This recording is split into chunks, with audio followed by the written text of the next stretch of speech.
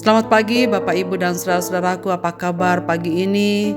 Harapan dan doa saya bahwa kita selalu dalam keadaan baik, sehat dan penuh semangat untuk menjalani hari ini dalam anugerah Tuhan kita Yesus Kristus.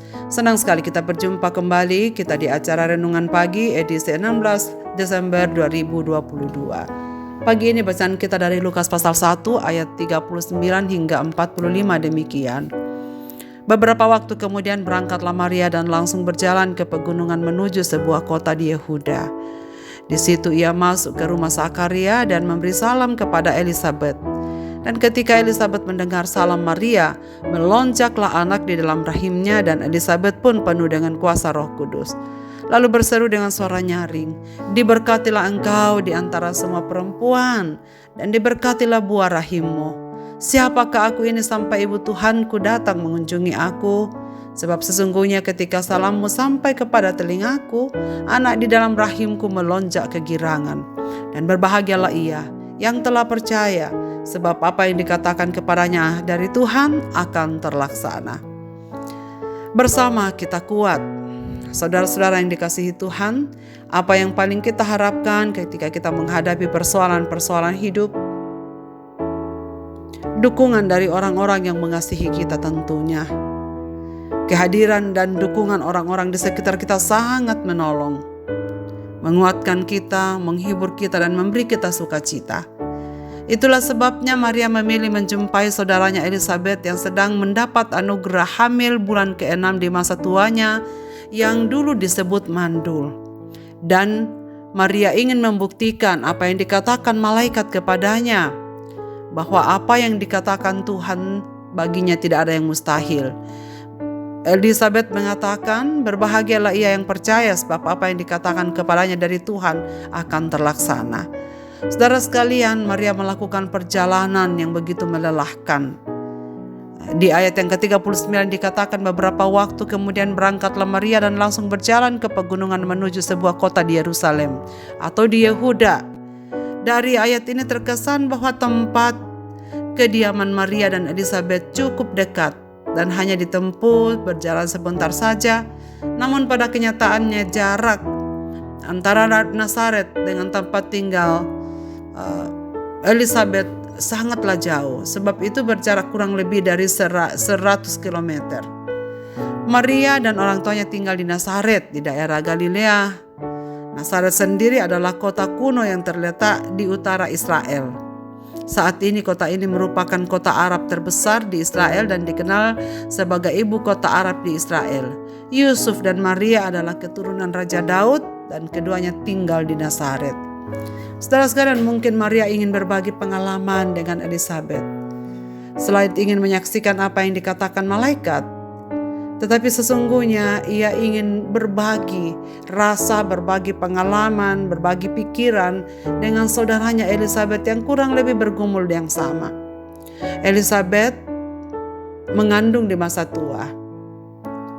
Maria mengandung di masa mudanya. Saudara sekalian, itu sebabnya mereka ingin berbagi satu dengan yang lain.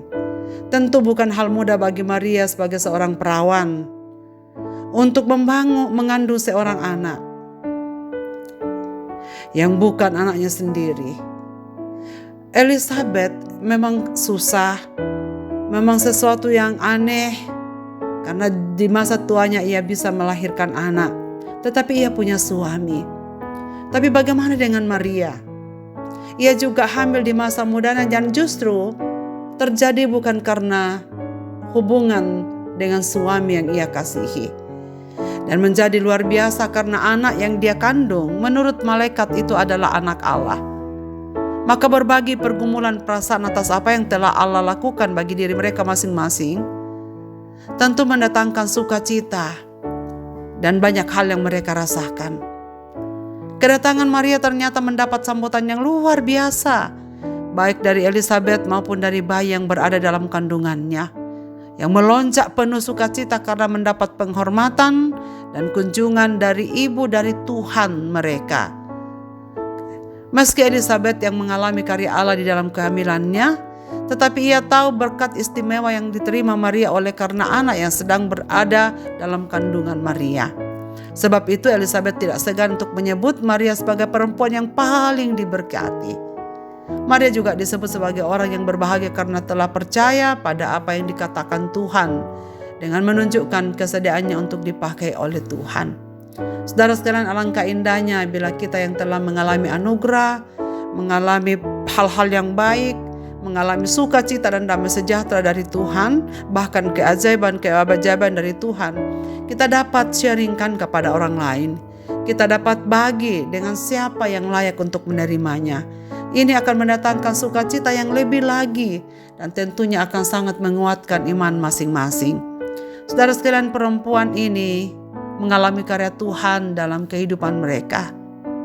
Keduanya mengalami iman dan sukacita atas janji Tuhan kepada mereka, melahirkan sebuah kesempatan yang sangat indah untuk mereka berdua.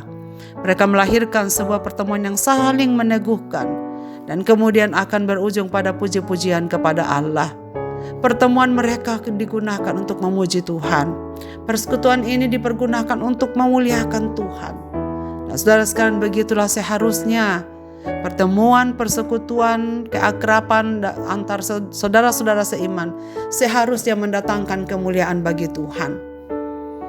Iman akan janji dan karya Tuhan dalam kehidupan pribadi, serta sukacita yang lahir karena semua itu seharusnya membuat kita menguatkan, menghiburkan dan menopang orang lain, bukannya menikmatinya sendiri, melainkan berbagi kepada orang lain. Itu akan membuat kita saling menguatkan dan menghibur dan saling bertumbuh di dalam iman dan percaya masing-masing. Melaluinya akan ada gairah dan kekuatan untuk bersama-sama menjalani kehendak Tuhan. Saudara sekalian, mari kita menopang dan menguatkan satu dengan yang lain. Karena ketika kita bersama, kita akan semakin kuat. Jadi ketika kita kompak, makin banyak hal-hal positif yang akan kita alami bersama. Dan kita menjadi sahabat yang dapat menaruh kasih setiap waktu kepada siapapun yang membutuhkan pelayanan-pelayanan kita. Seberapa akrabkah saudara-saudara dengan orang lain? Seberapa banyak kita menyaksikan kemurahan Tuhan yang jadi dalam hidup kita, supaya membukakan pikiran dan mata orang lain untuk juga bersandar kepada Tuhan yang begitu mengasihi kita. Biarlah hari ini saudara sekalian kita jalani. Marilah kita berbagi berkat, berbagi kesukacita, berbagi damai sejahtera bagi orang-orang yang ada di sekitar kita, supaya mereka juga mengalami kebahagiaan di dalam Kristus. Marilah kita berdoa. Bapa di sorga, Bapa dalam nama Tuhan Yesus, terima kasih banyak Engkau sudah menguatkan kami, Engkau sudah berbicara kepada kami pada pagi ini. Betapa bahagianya Maria dan Elizabeth mendapat hak istimewa di dalam Tuhan. Tetapi sesungguhnya kami pun juga memperoleh banyak berkat dari Tuhan, jasmani pun maupun rohani. Ajarlah kami untuk semakin bergiat untuk membagikannya kepada orang lain. Sharing kepada orang lain tentang apa yang Tuhan buat dalam hidup kami. Bahwa Engkau baik dan Engkau mengasihi kami. Engkau selalu ada di pihak kami. Sehingga makin banyak orang yang mengalami persekutuan dengan Yesus Kristus yang baik. Dari hari ke hari kami semua semakin kuat di dalam Engkau. Hamba-Mu berdoa untuk segenap pendengar renungan pagi dimanapun mereka berada pada pagi ini. Tuhan memberkati hidup mereka. Tuhan tolonglah dalam perjalanan hidup mereka masing-masing. Biarlah menggunakan waktu yang ada, berbagi berkat kepada setiap orang yang ada di sekelilingnya. Ke dalam tangan kasih-Mu Bapa kami serahkan hidup kami sepanjang hari ini. Dalam segala kebutuhan umat-umat-Mu yang mendengarkan renungan pagi ini dan berdoa kepada-Mu hari ini. Kiranya Tuhan menjawab kebutuhan mereka. Engkau membuka jalan dan Engkau memberkati setiap keluarga mereka masing-masing. Terima kasih ya Tuhan. Dengar doa kami. Kami berseru dalam nama Yesus Kristus Tuhan dan Juru Selamat kami. Amin. Selamat beraktivitas Bapak, Ibu, dan saudara-saudaraku. Tuhan Yesus memberkati kita sekalian.